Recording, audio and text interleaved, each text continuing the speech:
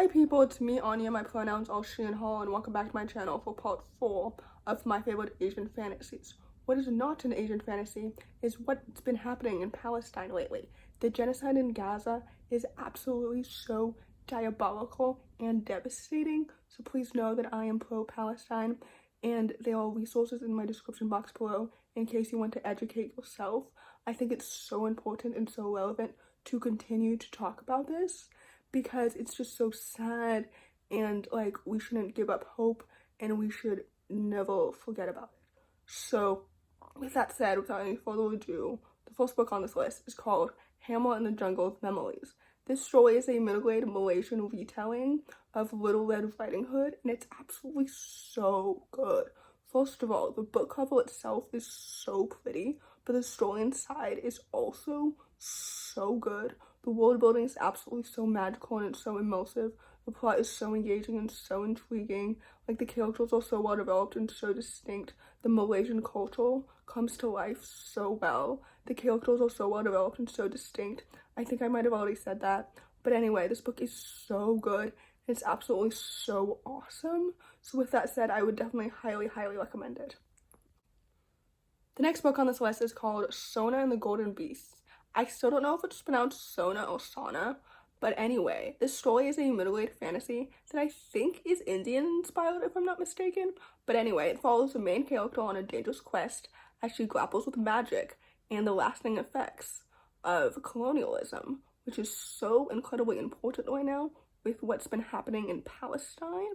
Again, I'm pro-Palestine, and if you are pro-Israel, and if you support Zionist authors and Zionist books, my channel is not a safe space for you. It's really not. It's really not. So yeah, anyway, this book is so good. The world building is absolutely so amazing, and it's so magical, and it's so immersive. I love it when middle-grade fantasies tackle like harder, deeper topics like this, because like the author did it so well. The characters are so well developed and so distinct. The plot is so engaging. The story is so underrated, and it deserves so much hype.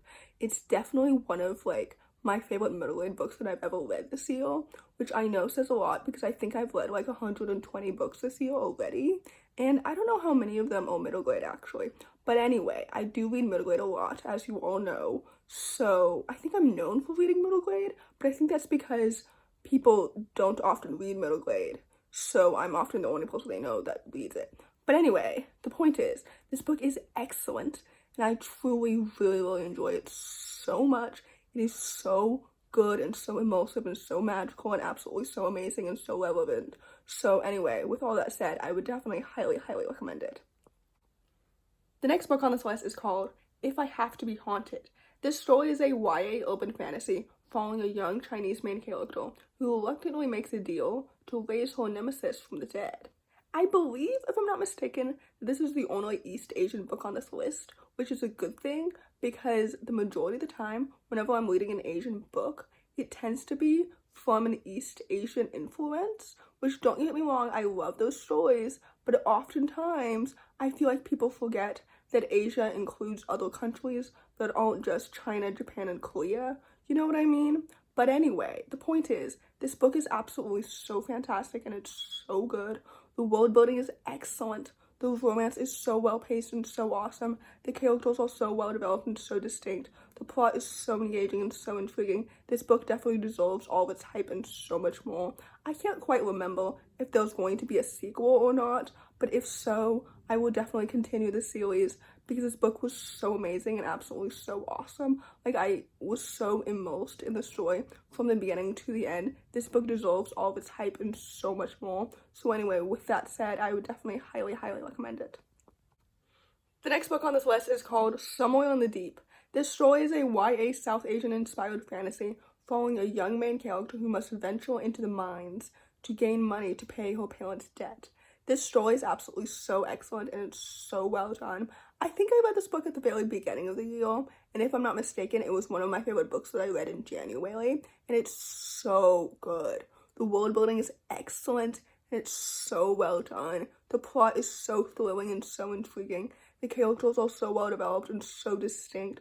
The romance is even so well paced and it's so cute. This book is fantastic. I truly had no idea what would happen next. Like, it's so good. Oftentimes, sometimes in fantasies, more times in contemporaries, I can predict the plot and I know what's going to happen next, or at least I have an idea or a notion of what's going to happen next. But within this story, I really didn't, which made the story so much more exciting and more immersive. Like, this book is so good. I truly enjoyed it so much. It kind of reminded me of like Atlantis, like that 2000 movie or whatever. I don't remember actually when that movie came out, but I watched it this year for the very first time. Anyway, this book kind of reminds me of that, but like darker.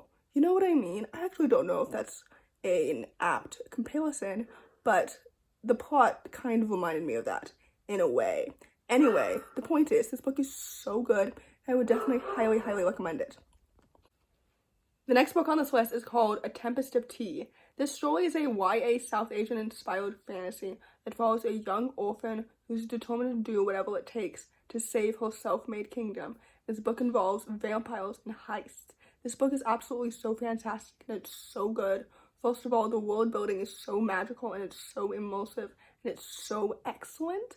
I would even argue that this book is better than We Hunt the Flame, which might be a hot take, but I don't know if it actually is a hot take because that would require more people to have actually read this book instead of just talking about how excited they are to read it. But anyway, this book is so good. The characters are so well developed and so distinct. I love the perspectives so much.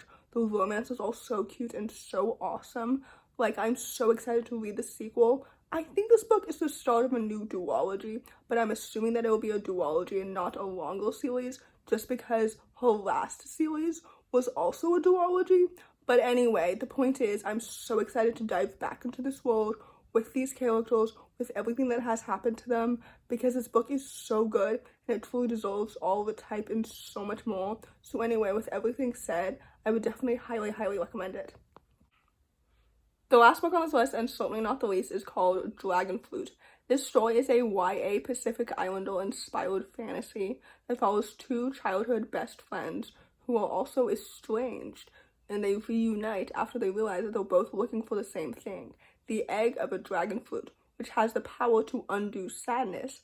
However, it comes with a price. This story is absolutely so excellent and it's so well done.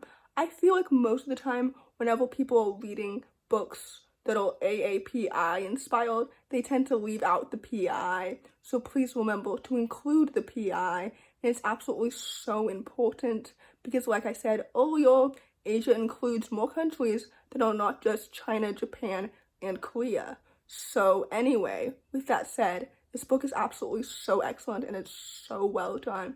I will be talking about it in more detail in possibly my next recent reads video. I'm not quite sure exactly when that video will be up because my next video will probably be my May TBR. But anyway, the point is, the world building was absolutely so excellent and it's so fantastic. The story itself is so intriguing. The plot is so engaging. Like, the characters from the dual perspective worked so well because I love them both individually as such awesome, well-developed, distinct main characters, and their dynamic together was so awesome and so well done. Everything about the story made sense and it was so good. The world building is so fascinating and I love dragons literally so much. So anyway, with all that said, I would definitely highly, highly recommend it. So in conclusion, first of all, like I mentioned at the beginning of this video, Palestine will be free from the river to the sea.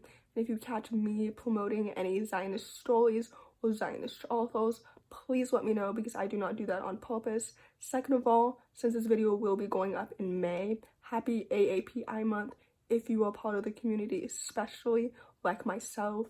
So in conclusion, if you enjoyed this video, please don't hesitate to give it a big thumbs up. Comment down below the sunflower emoji if you made it all the way to the end of the video. Thanks for watching. Subscribe to my channel if you're new. I'll see you in my next video. Bye!